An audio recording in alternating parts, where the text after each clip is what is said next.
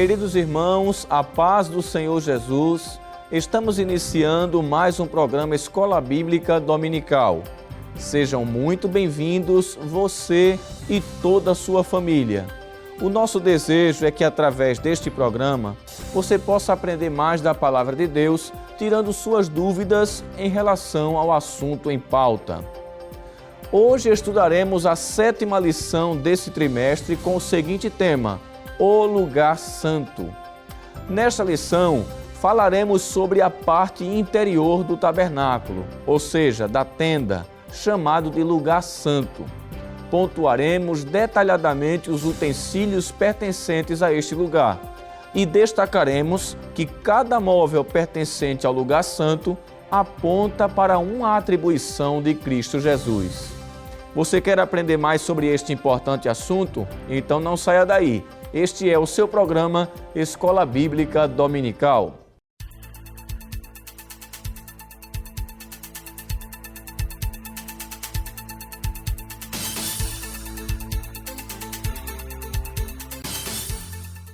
Vejamos o que nos diz o nosso texto áureo. Porque um tabernáculo estava preparado, o primeiro em que havia o candeeiro e a mesa e os pães da proposição, ao que se chama o santuário. Hebreus capítulo 9, versículo 2. A verdade prática nos diz: através de sua morte expiatória, Jesus nos garantiu o livre acesso ao Santíssimo Deus.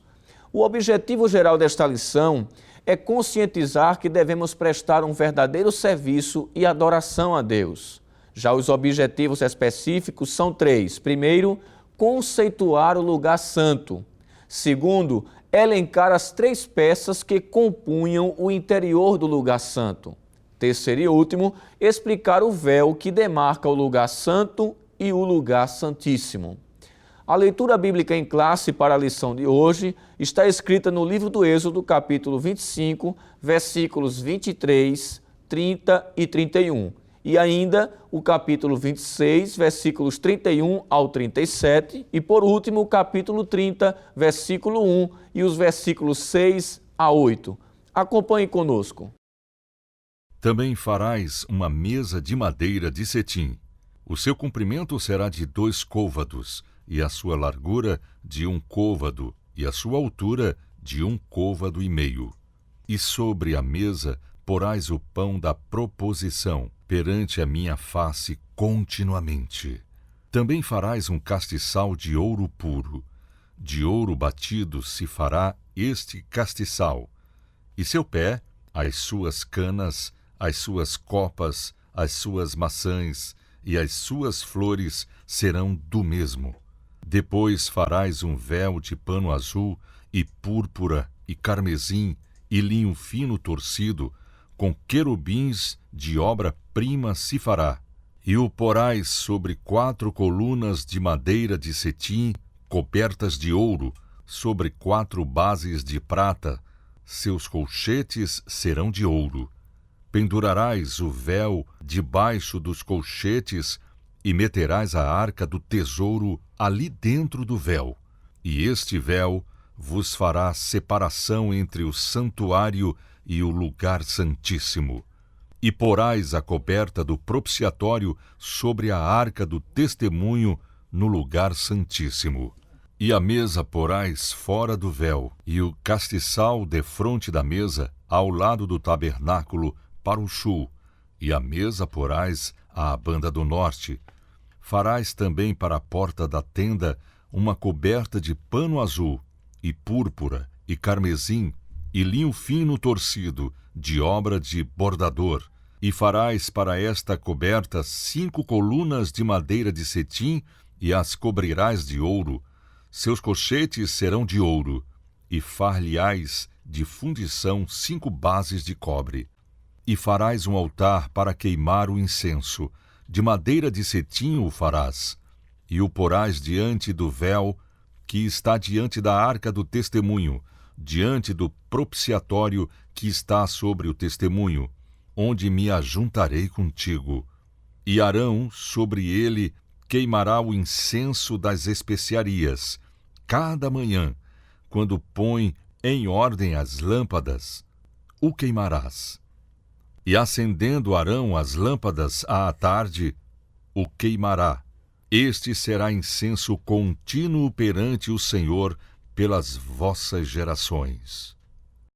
Bem, meus amados irmãos, para comentar a lição de hoje, contamos mais uma vez com a participação do evangelista Jaziel Marques. A paz do Senhor, irmão Jaziel. A paz do Senhor, evangelista Marcelo Teles. Amém. E também contamos mais uma vez com a participação do presbítero Alessandro Barreto. A paz do Senhor, irmão Alessandro. A paz do Senhor, evangelista Marcelo Teles. Amém. Meus amados irmãos, hoje estamos estudando a lição de número 7, já nos aproximando aí, da metade, ou estamos praticamente na metade do trimestre, com o tema O Lugar Santo, só recordando, até o momento nós temos estudado sobre o tabernáculo, os artesãos do tabernáculo, estudamos sobre aquela parte externa da tenda chamada de pátio, que pertence ao tabernáculo, e também sobre os móveis que estão dentro desse pátio, que foi o altar do holocausto e a pia de bronze. E agora, nesta lição, nós vamos começar uma nova fase, Vamos estar sendo introduzidos no interior da tenda, propriamente dita, a começar dessa primeira parte da tenda, que é chamada de Lugar Santo. E já que vamos estudar sobre essa parte da tenda, presbítero Alessandro, é interessante nós trazemos algumas informações sobre, por exemplo, aproximadamente a medida deste lugar interior da tenda e algumas outras coisas que são bastante salutar para o professor que nos assiste. Pois não, evangelista Marcelo, o senhor falou sobre a questão da medida, não é? E é uma informação bastante pertinente, por mais que de forma direta não encontremos no texto bíblico essas especificações, não é? Isso.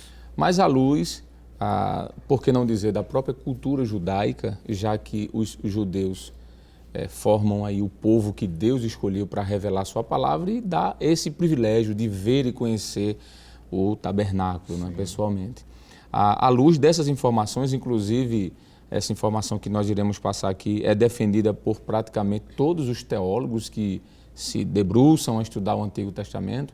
Eles dizem que o tabernáculo em si, nós estudamos lá no início da lição, onde falamos sobre o pátio, tem 25 de largura por 50 de comprimento, porque aí fala do pátio externo e da tenda. Isso. Mas como nós vamos estudar agora só o lugar santo, então a tenda que estava dentro do tabernáculo. Vamos usar essa dupla fazer palavra. A distinção, né? Sim, senhor. Então a tenda que ficava dentro do tabernáculo, que é chamada de tenda, ela tem dois espaços, o lugar santo e o santíssimo. E o lugar santo, especificamente falando, a maioria dos estudiosos vai dizer que ele media 10 metros de comprimento, ou seja, ele media 20 côvados de comprimento por 5 metros de largura, ou seja, 10 côvados de largura e 5 metros de altura.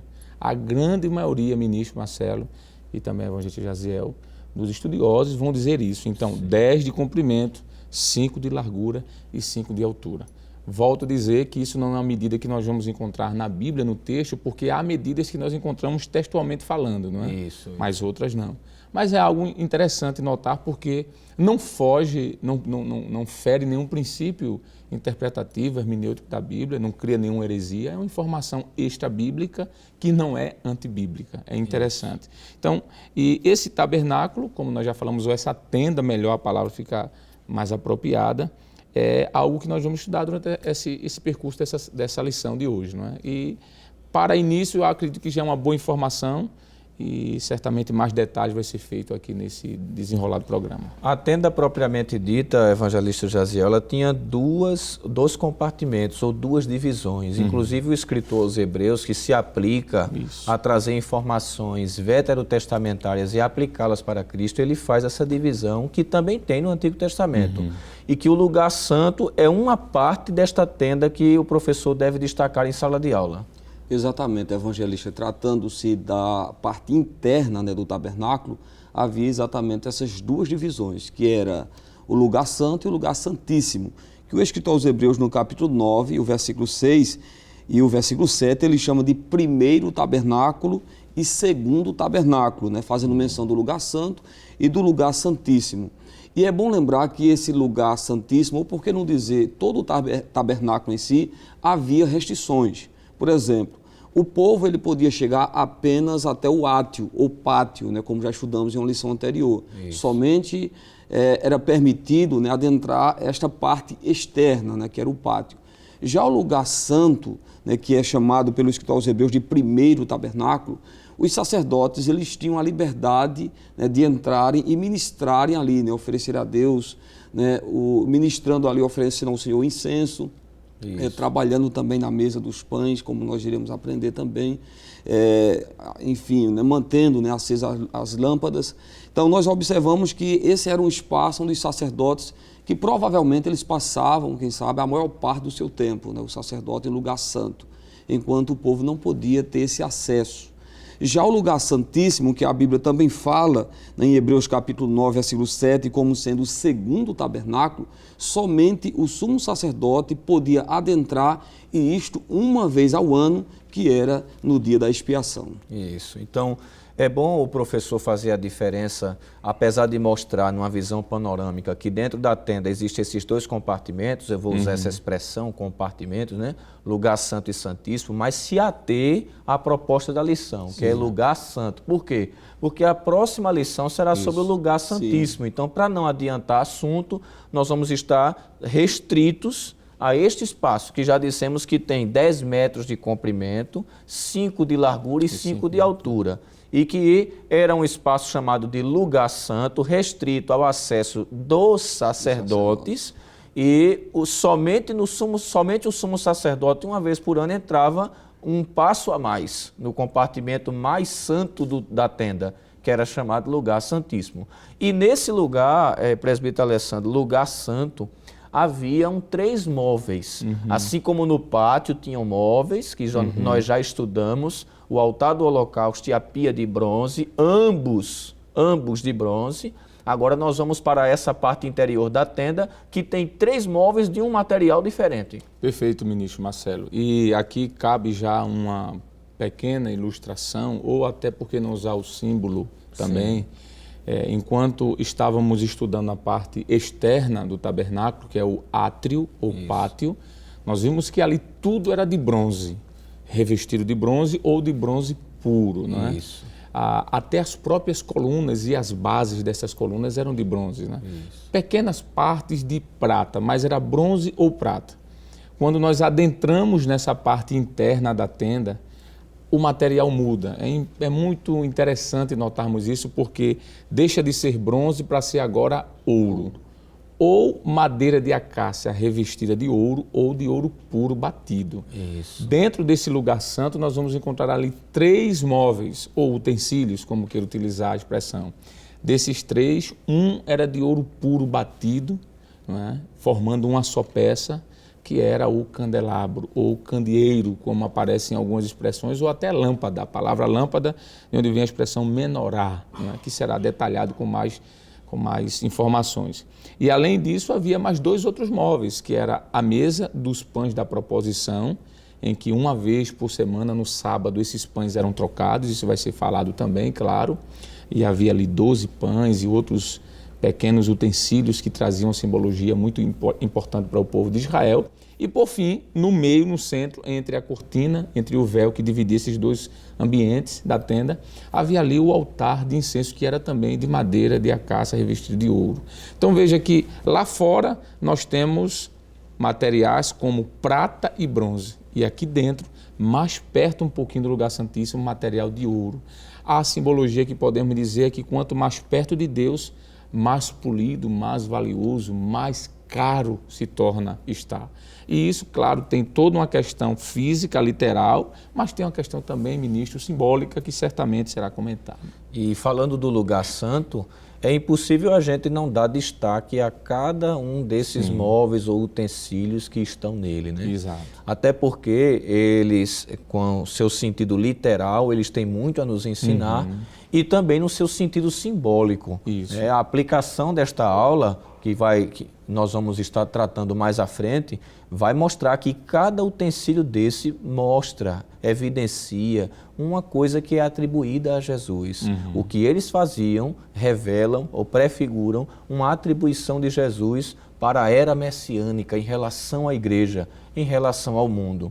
Por exemplo, evangelista Jaziel, o candelabro, né? Já foi falado aqui um pouco sobre ele, mas há muito mais detalhes que a Bíblia nos revela e dedica capítulos a esta importante peça do lugar santo. Exatamente. Quando a gente lê no livro do Êxodo, capítulo 25, e o versículo 31, nós encontramos uma orientação de Deus que diz o seguinte: também farás um castiçal de ouro puro, de ouro batido se fará este castiçal, o seu pé, as suas canas, as suas copas, as suas maçãs e as suas flores serão do mesmo.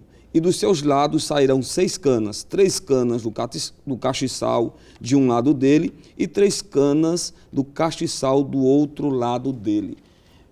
A palavra hebraica que nós encontramos para candelabro no hebraico é a expressão menorá, né, que pode ser encontrada na Bíblia também como lâmpada, né, a Bíblia apenas às vezes vai identificar como sendo a lâmpada, candeeiro, castiçal, candelabro, enfim, né, está se referindo todos a este menorá que foi orientado por Deus a que fosse construído. E como já foi dito pelo presbítero Alessandro Barreto, e eu quero frisar mais uma vez, esse candelabro ele foi construído de ouro puro completamente, todo o candelabro, enquanto a mesa que estava no lugar santo e também o altar do incenso, eles eram de madeira revestidos, né, de ouro. A menorá, a Bíblia diz que ele era completamente de ouro puro. É interessante que o texto diz aqui que ele tinha 7 hastes, com 7 lâmpadas, uma localizada na coluna central e 3 saindo de cada lado em braços separados, conforme o texto que nós acabamos de ler. O seu peso era cerca de 1 talento, né, que trazendo para os nossos dias corresponde aí a aproximadamente 40 a 50 quilos. E segundo a tradição judaica, ele tinha uma altura de 1,50 m com 1 metro de largura de uma extremidade à outra, né? É interessante destacar também, evangelista Marcelo, presbítero Alessandro, que ele era formado de uma única peça de ouro. O texto que eu li do livro do Êxodo, capítulo 25, verso 31, diz que era uma peça única, não havia emendas, né, podemos assim afirmar, né, de acordo com o texto. E ainda diz aqui o texto, né, que além de ser de uma peça única, né, já que não havia peças separadas ou emendas, a coluna ou talo, né, central do candelabro, ele era decorado com 4 cálices esculpidos em forma de flores de amendoeira, alternando-se entre botões e flores. E cada uma das hastes laterais, né, os braços laterais, tinha 3 cálices, alternando-se também da mesma forma entre botões e flores. E nós podemos ainda acrescentar sobre esse candelabro que a sua principal função era trazer luz, né, na parte interior do tabernáculo, conforme Levítico capítulo 27 e o versículo de número 20. Muito bem, então o professor está atento aí a esses detalhes, inclusive enquanto o evangelista Jaziel estava falando, eu me lembrei da página 160 da Bíblia de Estudo Pentecostal, onde tem uma foto de cada um desses utensílios do tabernáculo, incluindo o castiçal ou menorá, né? Então, a página 160 da Bíblia de Estudo Pentecostal. E também o professor deve estar atento à própria capa da lição, quero dizer. A figura que está aqui é de um castiçal, um candelabro, né? Há versões que dizem castiçal, há versões que dizem candelabro, não é isso? Então, tanto uma coisa como outra fala dessa luminária que estava dentro do lugar santo. E a gente pode destacar ainda, dentro de muitas informações que foram trazidas aqui, úteis, que mostram que era uma peça lindíssima, bem trabalhada, veja, não era de encaixe, deu trabalho para fazer, derreter o ouro, fazer toda essa peça com esses riquíssimos detalhes, e ainda havia uma manutenção, presbítero Alessandro, que era da competência do sacerdote, visto que era uma lâmpada e era mantida com azeite, para tanto, era necessário uma renovação diária desse alimento, ser alimentada, quero dizer, por este azeite, pelo sacerdote, era uma ordenança de Deus. Sim, sim. Quando nós olhamos, por exemplo, para textos como Êxodo, capítulo de número 30, verso de número 7 e 8, diz assim a palavra: E acendendo a Arão as lâmpadas à tarde, o queimará. Este será incenso contínuo perante o Senhor pelas vossas gerações. Isso é o versículo 8. Mas o versículo 7 diz: E Arão sobre ele queimará o incenso das especiarias cada manhã, quando põe em ordem as lâmpadas, o queimará. Então, esses dois versículos, versículos 7 e 8, eu li aí primeiro 8, foi uma questão de erro mais na leitura, mas ficou claro, mostra o evangelista de que todas as manhãs e tardes os sacerdotes tinham a incumbência de entrar neste lugar e fazer com que estas lâmpadas permanecessem acesas. Isso. E essas lâmpadas elas só poderiam ser acesas se tivesse o combustível para essa lâmpada queimar, vamos assim dizer. E esse combustível, Deus ordenou. Qual era esse combustível? Se eu posso usar essa expressão combustível, não é? Sim. Era um azeite puro, e a expressão puro tem uma significância muito grande. Isso está escrito em Êxodo, capítulo de número 27, e o versículo 20, diz assim: Tu, pois, ordenarás aos filhos de Israel que te tragam azeite puro. Não podia ser um azeite misturado, de péssima qualidade, tem que ser um azeite puro. Azeite puro de oliveiras, batido para o candeeiro, para fazer arder as lâmpadas continuamente, não é? Então, os sacerdotes, os filhos dos sacerdotes tinham que entrar manhã e tarde, 2 vezes no dia, durante todos os dias da semana, deveria ser alimentado com azeite puro para que esta lâmpada continuasse acesa, mas além disso, o sacerdote, cabia a ele também fazer a sua manutenção. Nós estudamos aqui uma lição no trimestre passado somente sobre o candelabro, o candeeiro, o menorá, e a gente aprendeu que havia os pavios, né? Pavios, mas havia os espervitadores, que eram um tipo de desentupidor. Desentupidor, né? Acho que essa palavra ficou bem, para que a combustão ali não fosse interrompida, não é? Então, cabia ao sacerdote essa responsabilidade. Os pavios que estavam queimados tinham que ser substituídos e também ele tinha que manter esse suprimento de azeite. Só como referência para citar, Levítico capítulo 24, versículo 3, bem como ainda Números capítulo 8, versículo do 1 ao 3, ministro Marcelo, vai mostrar essa atividade sacerdotal na manutenção do azeite e na limpeza do candelabro. Muito bem, nós vamos continuar falando dos outros elementos ou dos outros utensílios que estavam dentro do lugar santo. Vamos para um breve intervalo, não saia daí, voltamos rapidinho com o programa Escola Bíblica Dominical.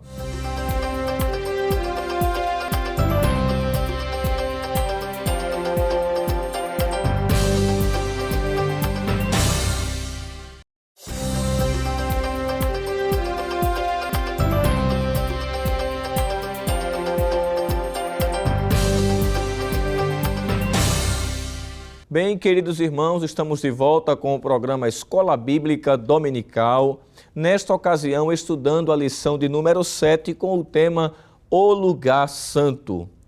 No primeiro bloco, nós trouxemos aqui algumas informações sobre essa parte interior da tenda, chamada de Lugar Santo. Na verdade, a tenda tem 2 compartimentos, Lugar Santo e Santíssimo, mas na lição de hoje, focaremos apenas nesta primeira parte, que o escritor aos Hebreus chama de primeiro tabernáculo, o lugar santo. Falamos que ele tem 10 metros de comprimento, 5 de largura e 5 de altura.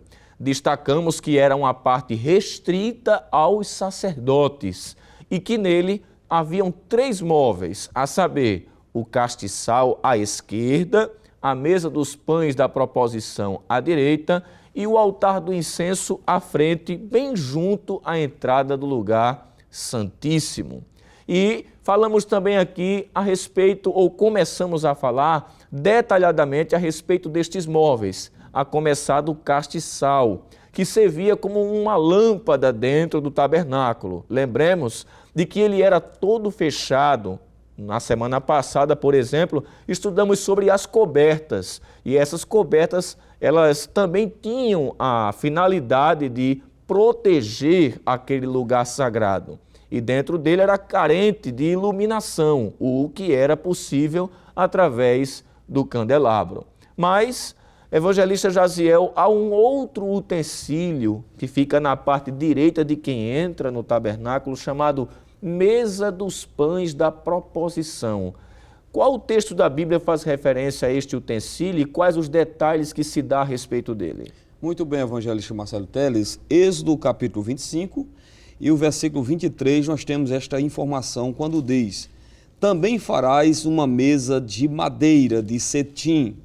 O seu comprimento será de 2 côvados e a sua largura de 1 côvado e a sua altura de 1 côvado e meio. Nós observamos aqui esta orientação de Deus, mais uma vez, né, que se construísse esta mesa, e temos aqui uma informação importante sobre o seu tamanho. Diz que ela deveria ser de 2 côvados o seu comprimento, que corresponde aí a 100 centímetros, né?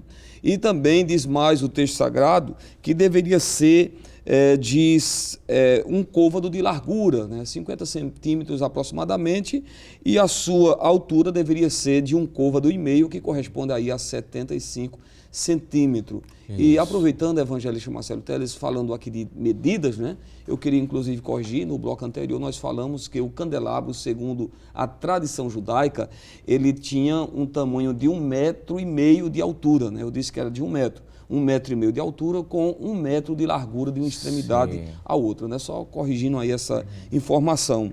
Mas falando ainda sobre a mesa dos pães da proposição, é interessante também que para ministração nesta mesa dos pães da proposição, Deus estabeleceu também que se fabricasse alguns utensílios que deveriam ficar sobre ela. Está aí no livro do Êxodo, capítulo 25 e o versículo 29. Vamos observar o que nos diz o texto sagrado. 25 e 29 nos diz a palavra: também farás os seus pratos e as suas colheres e as suas cobertas e as suas tigelas, que com que se hão de cobrir de ouro o farás. O verso 30.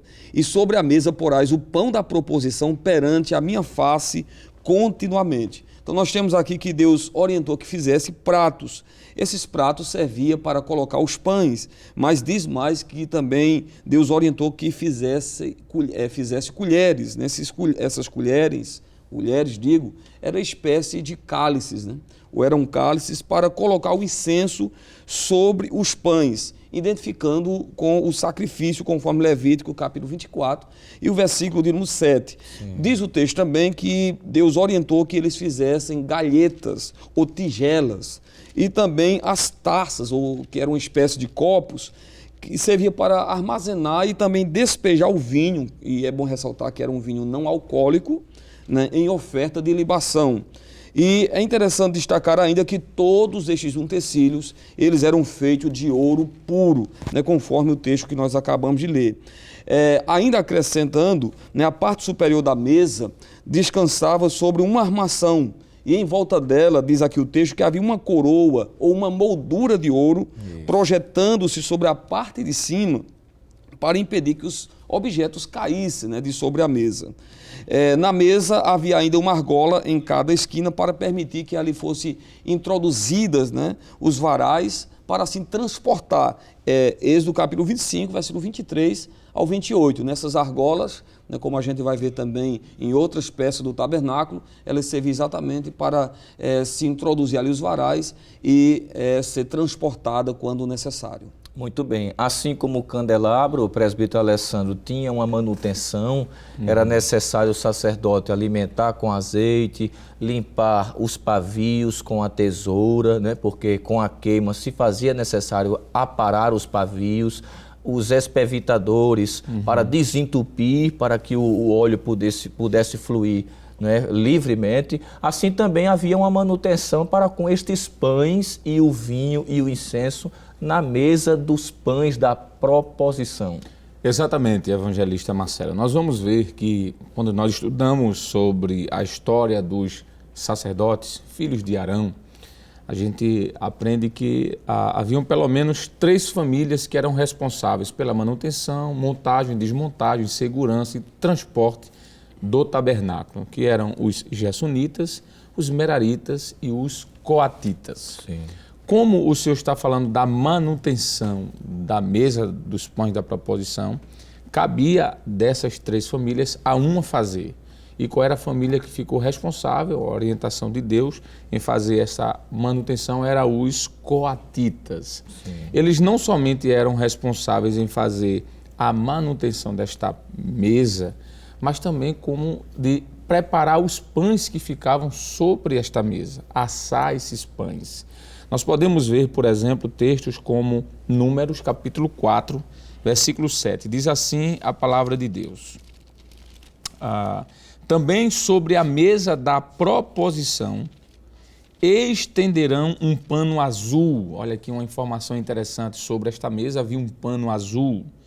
E sobre ela porão os pratos e os incensários e as taças e as escudelas, e também o pão contínuo estará sobre ela. Versículo 8. Depois estenderão em cima deles um pano carmesim, e com a coberta de peles de texugos o cobrirão e lhe porão em seus varais. Isso aqui está falando também no momento do seu transporte. Isso, não é? isso. Mas o que eu quero especificar aqui é que os coatitas eram responsáveis em fazer esses pães contínuos, não é? Esse pão que nunca podia faltar. A cada sábado, esses pães eles eram substituídos. E eles eram feitos de farinha finíssima, falando aqui de uma qualidade de farinha superior. Essa referência textual, se o telespectador quiser acompanhar, não é? Capítulo 24 de Levítico, versículo 7, diz assim o texto sagrado: e de seus baldes meterão água, versículo 27, eu estava lendo Números, peço desculpas aqui, mas vamos lá. Isso acontece, é natural, não é? Capítulo 24 de Levítico, eu estava em Número, versículo 7, diz assim: e sobre cada fileira porás incenso puro, que será para o pão, por oferta de memorial, oferta queimada é ao Senhor. E em cada dia de sábado, isso se porá em ordem perante o Senhor continuamente, pelos filhos de Israel, por concerto perpétuo, e será de Arão e de seus filhos, os quais o comerão no lugar santo, porque uma coisa santíssima é para eles, das ofertas queimadas ao Senhor por estatuto perpétuo. Então, evangelista Marcelo, esse texto nos mostra que a cada sábado, no momento dessa manutenção, da troca desses pães, até para não ficar um pão mofado, um pão envelhecido, os sacerdotes trocavam os pães, os coatitas faziam novos pães, eram colocados em 2 fileiras de 6 cada fileiras, e aqueles pães que eram substituídos serviam de alimento para os sacerdotes. Haja vista que eles não tinham herança no meio de Israel, então eles precisavam se alimentar. E essa quantidade de 12 pães faz alusão às 12 tribos de Israel. Perfeito, ministro. Com toda certeza, isso aí está representando as 12 tribos, e a gente pode entender por inferência textual de que o que Deus estava ensinando a Israel é que ele estava cuidando das 12 tribos. E que a cada semana, a cada sábado, a cada shabat, Deus estava renovando a sua aliança com o povo, mantendo naquilo que fosse necessário. E além desses pães, havia também os incensários, que provavelmente, à luz do texto, ficavam em cima de cada uma dessas fileiras, onde colocava-se ali o incenso, e também o pote com o suco da uva mais puríssima que existia, que também tem uma representação simbólica ao sacrifício de Cristo. Muito bem, tendo falado sobre a mesa dos pães da proposição, ter cuidado para não confundir com o termo propiciação, né? É verdade. Proposição, né? Que está proposto, está diante de, sim, né? Chamado de pão do Senhor. Isso. Há um terceiro utensílio, evangelista Jaziel, esse está muito próximo ao Santíssimo Lugar, tão próximo que o escritor aos Hebreus parece dar a entender que este pertence ao lugar santíssimo, né? O chamado altar do incenso, que numa visão panorâmica do tabernáculo é o segundo altar que aparece, né? O primeiro está no pátio, que é o altar de sangue, digo de sangue porque dele era feito sacrifícios de sangue, Exato. Altar do holocausto. Já esse dentro da tenda não é um altar de sangue ou com sacrifícios de sangue, né? Mas um altar que era oferecido o incenso ao Senhor. Exatamente. Só acrescentando aí na sua fala, já que eram 2 altares, o primeiro, como já estudamos, ele era de madeira de acácia e coberto de bronze, né? Enquanto esse aqui, ele era coberto de ouro, né? E no livro do Êxodo, capítulo 30, versículo 1, nós encontramos algumas informações sobre este altar do incenso, que diz o seguinte: e farás um altar para queimar o incenso. Aí nós temos aqui a primeira informação, de madeira de cetim. Em algumas versões você pode ler acácia, né? Então, a primeira informação que nós temos aqui no versículo 1 é que ele era de madeira de cetim. A segunda informação, digo, que nós temos aqui sobre o altar do incenso, é quanto ao seu tamanho. Nós vemos aqui o verso 2 que diz o seguinte: o seu comprimento será de um côvado, que corresponde aí a aproximadamente 50 centímetros. E a sua largura também de um côvado, né, 50 centímetros aproximadamente. E diz o texto, será quadrado e de 2 côvados a sua altura, e as suas pontas farão uma só peça com ela, né? Então, ou com ele, digo. Então, nós temos aqui informações sobre o seu tamanho, né? 50 centímetros de comprimento, 50 de largura e 100 centímetros de altura, né? E diz o texto sagrado que ele deveria ser quadrado, né? Ou quadrangular, né? Era forrado de ouro completamente, né? Essa informação está aí no versículo 3, capítulo 30, e o versículo 3, coberto completamente de ouro. Deveria ter 4 pontas, uma em cada canto. Versículo 2, nós temos essa informação.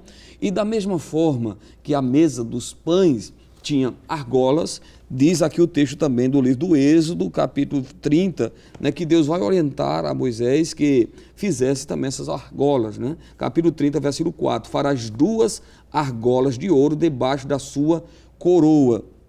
E ainda acrescentando, né, além destas argolas, diz o texto que havia uma moldura ou uma coroa desenhada à volta do altar e abaixo desta. Está aí no versículo 3 do capítulo 30 do livro do Êxodo. Então, são informações importantes que nós podemos trazer aqui sobre o altar do incenso. E nesse altar quadrangular era colocado o incenso para queimá-lo na presença do Senhor. E a Bíblia tem muito a dar informações sobre, com detalhes sobre esta manutenção, presbítero Alessandro. Pois não, ministro Teles. A gente falou um pouquinho aqui sobre a manutenção do candelabro, falamos um pouquinho sobre a manutenção da mesa dos pães e agora um pouquinho também da manutenção deste altar, não é? Com toda certeza, esse altar de ouro foi constituído por Deus unicamente para queimar incenso. O Senhor disse uma palavra interessante, não havia sacrifício de sangue nesse altar.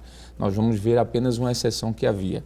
Êxodo capítulo 30, verso de número 7 diz: e Arão sobre ele, sobre este altar, queimará o incenso das especiarias cada manhã. Olha aqui o turno, não é? Isso. Quando põe em ordem as lâmpadas, o queimará. Versículo 8, e acendendo Arão as lâmpadas à tarde, queimará.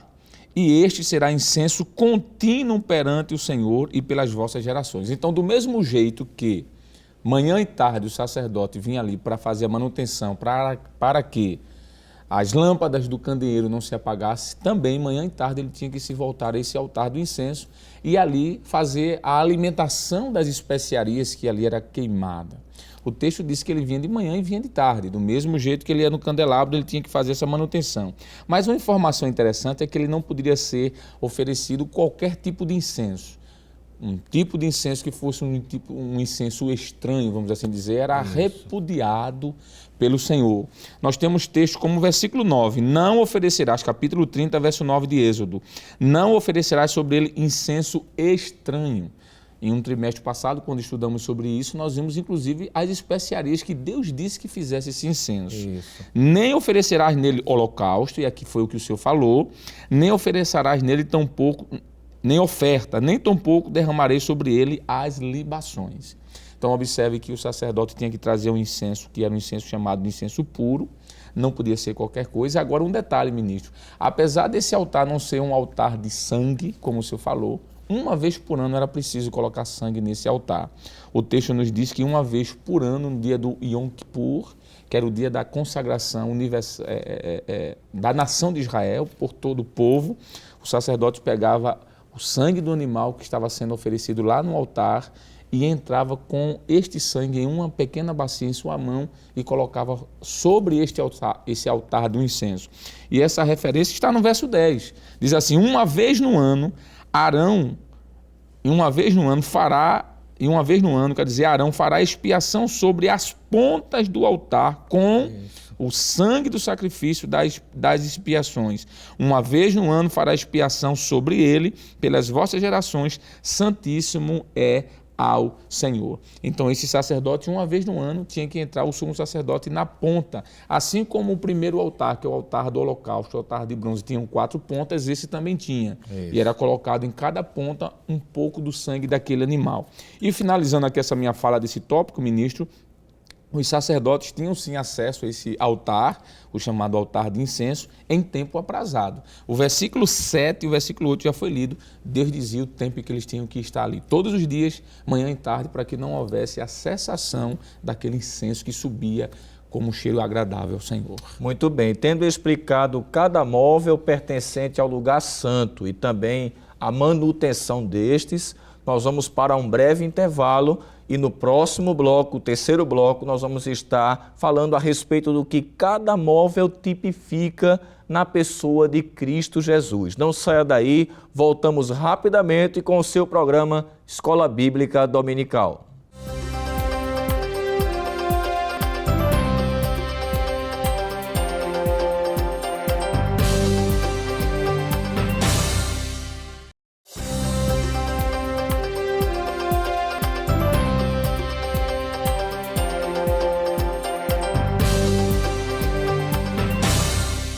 Bem, meus amados irmãos, estamos de volta com o programa Escola Bíblica Dominical, estudando a lição de número 7 esta semana com o tema O Lugar Santo.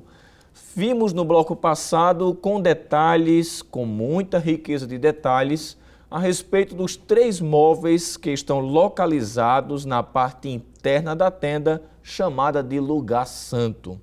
Vimos sobre o menorá, ou candeeiro, ou castiçal, são 3 nomes para o mesmo utensílio. Vimos também com detalhes a mesa dos pães da proposição, que fica à direita de quem entra na tenda, e o altar do incenso, que fica mais à frente, onde se oferecia esse incenso pela manhã e pela tarde, enquanto o sacerdote também fazia a manutenção do candelabro, ele apresentava este incenso perante o Senhor. E agora, no terceiro bloco, ficamos de destacar a parte aplicativa desta lição. O que nós podemos aprender com o lugar santo? Os móveis que nele estão apontam para Cristo? Claro que sim. A começar do candelabro, evangelista Jaziel, a principal função do candelabro era iluminar. E essa principal função aponta para o Messias. É verdade, evangelista Marcelo Teles, inclusive o próprio formato do candelabro, com as suas 7 hastes, ou braços, também já prefigurava o Messias. O Messias que procederia, conforme Isaías capítulo 11, versículo 2, com o Espírito de Deus, que é apresentado nesse texto com as suas 7 virtudes. O texto de Isaías capítulo 11, verso 2 diz: e repousará sobre ele o Espírito do Senhor, e o Espírito de sabedoria e de entendimento, o Espírito de conselho e de fortaleza, o Espírito de conhecimento e de temor do Senhor. Mas o que é mais importante também falar sobre o candelabro é que ele servia para iluminar, para trazer luz ao tabernáculo. Da mesma forma também estava ali prefigurando Cristo com a sua função iluminadora. A Bíblia diz lá em Isaías capítulo 9 e o versículo 2, eu quero até ler esse texto sagrado, é uma profecia messiânica que diz o seguinte: o povo que andava em trevas viu uma grande luz, e sobre os que habitavam na região da sombra de morte resplandeceu a luz. E quando a gente lê Mateus capítulo 4, versículo 16, nós encontramos ali o registro sagrado confirmando que essa profecia se referia ao Senhor Jesus quando diz: o povo que estava assentado em trevas viu uma grande luz, e aos que estavam assentados na região e sombra da morte, a luz raiou. Então, assim como o candelabro ele servia para trazer luz ao tabernáculo, Jesus ele veio a este mundo não apenas como uma luz, mas o texto diz uma grande luz. Jesus, ele vai declarar isso lá em João capítulo 8, versículo 12, quando ele diz, eu sou a luz do mundo. Isso. Então, a principal missão de Jesus foi trazer luz para as nações, né? Inclusive, falando de nações, tem um texto sagrado lá no livro de Lucas, né? No capítulo 2, versículo 32, a parte A, né? Que se refere ali a Simeão, quando Jesus ele foi levado ao templo, ainda uma criança. Diz a Bíblia Sagrada que Simeão, ele faz a seguinte declaração a respeito de Jesus, Lucas capítulo 2, versículo 32, a primeira parte diz, luz para alumiar as nações. E que bom seria, né, que as nações, que os homens entendessem que Jesus, ele é a luz do mundo. Né? Paulo, inclusive, ele no capítulo 26 de Atos, e o versículo 18, eu quero só concluir com esse texto, Sim. ele falando sobre a sua missão, né, o chamado de Deus, né, quando ele está ali diante do rei Agripa, ele faz a seguinte declaração sobre aquilo que Deus lhe confiou a fazer e também a igreja do Senhor Jesus. Diz assim o texto, para lhes abrires os olhos e das trevas os converteres à luz e do poder de Satanás a Deus, a fim de que recebam a remissão dos pecados e sorte entre os santificados pela fé em mim. Então, o Evangelho, ele é poder de Deus e ele tem poder para trazer os homens, tirar os homens das trevas, porque o próprio Jesus, ele se apresenta aqui em João capítulo 8 e o versículo 18 dizendo, eu sou a luz do mundo. Muito bem, e a própria conversão é vista como uma iluminação, né? Efésios 1 e 13 diz que nós fomos Exatamente. iluminados, né?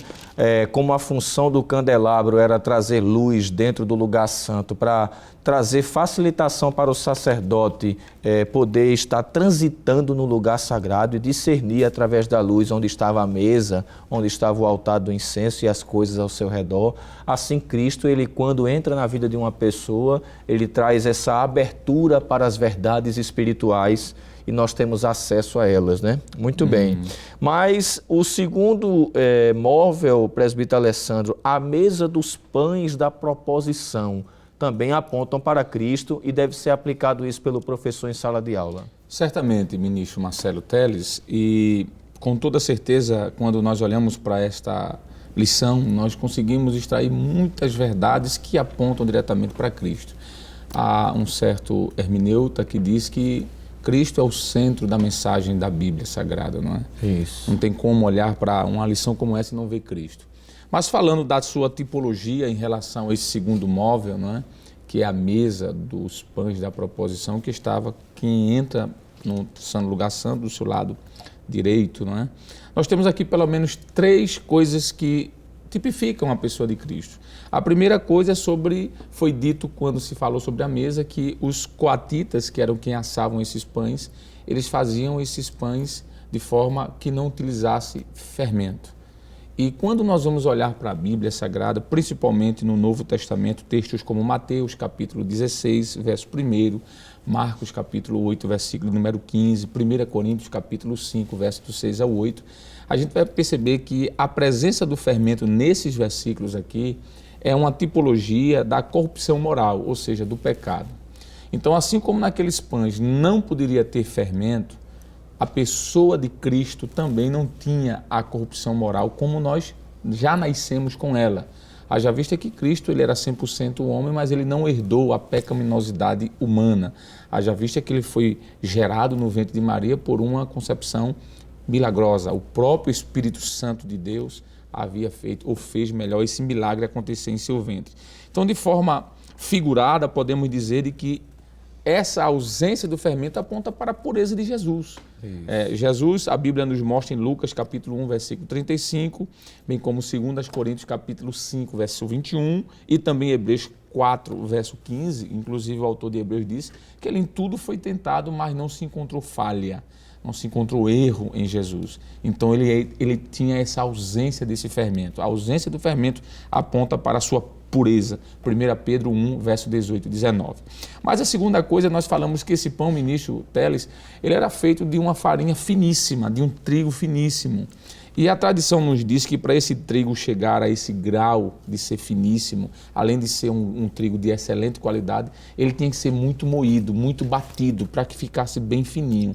isso fala justamente do seu sofrimento. O trigo foi moído. Isaías diz isso, não é? Capítulo 53, versículo 7, versículo de número 10 nos diz que ele foi moído pelas nossas iniquidades. E também esse pão fala sobre Cristo. Cristo, assim como aquele pão alimentável, ele é o nosso pão, ele é o alimento que o homem precisa, não é? E finalizando, o evangelista Marcelo, eu falei aqui sobre sua perfeição moral, a tipologia do seu sofrimento, e por que não falar da tipologia da sua provisão? Foi dito que os sacerdotes se alimentavam a cada sábado. E ali aquele pão tinha como finalidade também alimentar os sacerdotes. Isso fala de provisão. E nós encontramos essa figura em Cristo porque João capítulo 12, versículo 24, diz que ele foi o grão de trigo que desceu para nos alimentar, nos sustentar. Podemos dizer que Cristo é o nosso pão espiritual descido do céu. João capítulo 6, verso 33, como o versículo 38 e o versículo 50 e 54. Termino dizendo de que esse pão representa, sim, com toda certeza, a pessoa de Cristo como o suprimento, o alimento para o homem, no caso, a vida espiritual. Diferente dos pães da proposição que precisavam ser trocados, Cristo é o pão que permanece, né? Perfeito. Inclusive em João capítulo 6, quando repreende aquela multidão que o estava seguindo apenas pelo pão que perece, Sim. ele diz, trabalhai não pelo pão que perece, mas pelo que permanece para sempre, né? E ele disse, eu sou o pão vivo, Eu sou o pão que desceu do céu. Vossos pais comeram maná e pereceram, não é? Mas aquele que comer da minha carne e beber do meu sangue tem a vida eterna, né? Jesus disse, né? Então, agora só nos resta, evangelista Jaziel, falar do terceiro utensílio, o altar do incenso. Esse altar quadrangular, com 4 pontas, de madeira de acácia, revestido de ouro, onde se era oferecido o sacrifício do incenso diário, pela manhã e pela tarde. Ele também aponta para Jesus? Claro, com certeza, evangelista Marcelo. E é interessante que quando a gente olha para esse altar do incenso, né, como uma figura de Cristo apontando para Jesus, é bom lembrar que somente os sacerdotes quem estavam habilitados, né, para queimar o incenso na presença do Senhor, conforme Êxodo capítulo 30, versículo 7 e o 8. Né, porque eles estavam ali na condição de mediadores entre Deus e o povo, né, conforme Hebreus 5:1 afirma isto. E olhando para Jesus como nosso sumo sacerdote eterno, Hebreus 6:20 diz que ele é o nosso sumo sacerdote eterno, que inclusive está à destra do Pai, diz a Bíblia Sagrada que ele estará na condição de intercessor, ele está lá intercedendo por nós. Eu quero ler aqui Romanos, capítulo 8, versículo 34, Hebreus também fala sobre Jesus como intercessor, mas eu quero compartilhar aqui rapidamente Romanos, capítulo 8, versículo 34, quando nos diz assim, quem os condenará? Pois é Cristo quem morreu, ou antes quem ressuscitou dentre os mortos, o qual está à direita de Deus e também intercede por nós. Então o texto mostra claramente que Jesus está lá intercedendo. Hebreus 7:25 também diz, portanto, pode também salvar perfeitamente os que por ele se chegam a Deus, vivendo sempre para interceder por eles. Então é maravilhoso saber, né, que Jesus hoje está intercedendo por nós, né, já que o altar do incenso fala da intercessão. Era um lugar onde, lá no texto de Êxodo, capítulo 30, versículo 6, era um lugar onde o sacerdote tinha um encontro com Deus, porque o próprio Deus diz, e ali virei e me ajuntarei a ele. Então, nós olhamos para o ministério de Cristo, né, para a sua morte, para o seu sacrifício e a sua ressurreição. A Bíblia diz, o escritor aos Hebreus, que hoje ele está à destra de Deus e ele está intercedendo por nós. Ele está intercedendo por cada um de nós e isso é confortante para a igreja, né? Isso é confortante para nós, porque Hebreus capítulo 4, versículo 16, diz que nós podemos também chegar ao trono da graça. Né? Claro que hoje, através do sacrifício de Cristo, nós somos sacerdotes. Ele nos fez, né, Apocalipse 1:6, reis e sacerdotes. Isso. E podemos também entrar na presença de Deus através do sacrifício de Cristo, intercedendo, né, e receber a ajuda do nosso Deus em tempo oportuno. Né? Hebreus 4 e o versículo 16. Amém. Portanto, queridos irmãos, Cristo é retratado no lugar santo por meio dos utensílios que nele estão. O castiçal aponta para Cristo como a luz do mundo. A mesa dos pães remete-nos a Cristo como o pão da vida. E, por fim, o altar do incenso fala-nos da contínua intercessão de Cristo em favor do seu povo. Que Deus continue nos abençoando, em nome de Jesus. Meus amados irmãos, depois de termos estudado uma lição tão rica em detalhes e que nos traz informações muito importantes a respeito de Cristo, nós vamos agradecer ao Senhor em oração. Vamos orar com o evangelista Jaziel. Muito bem, oremos. Senhor meu Deus, Pai Celestial, queremos te louvar e te agradecer pela tua palavra, que é tão preciosa, esse estudo tão rico, Senhor, que temos sido abençoados e alimentados pela santa palavra que temos estudado. Ó Deus, continua abençoando teus filhos, cada irmão, cada dirigente de escola dominical, Senhor, cada aluno. Nós te pedimos também pela Rede Brasil, toda a equipe, continua abençoando de uma forma abundante. Ó Deus, a superintendência das escolas dominicais, na pessoa do pastor Nad Jackson, Saraiva e todos que estão ali cooperando, bem como o nosso querido pastor presidente, pastor Ailton José Alves. Continua usando nas tuas mãos, abençoando a ele e todos que têm contribuído com a tua obra. Nós te pedimos em nome do Senhor Jesus. Amém. Chegamos ao final de mais um programa. Hoje estudamos a 7ª lição com o tema O Lugar Santo. Na próxima semana, veremos a 8ª lição, cujo título é O Lugar Santíssimo. O programa Escola Bíblica Dominical vai ao ar pela TV toda sexta e sábado, às 22 horas, e também aos domingos, às 7h30 da manhã. Também está disponível em nosso canal no YouTube, Rede Brasil Oficial. Obrigado por sua audiência e até o próximo programa. Que a graça de nosso Senhor Jesus, o amor de Deus nosso Pai e a comunhão do Espírito Santo seja com todo o povo de Deus desde agora e para sempre. Amém.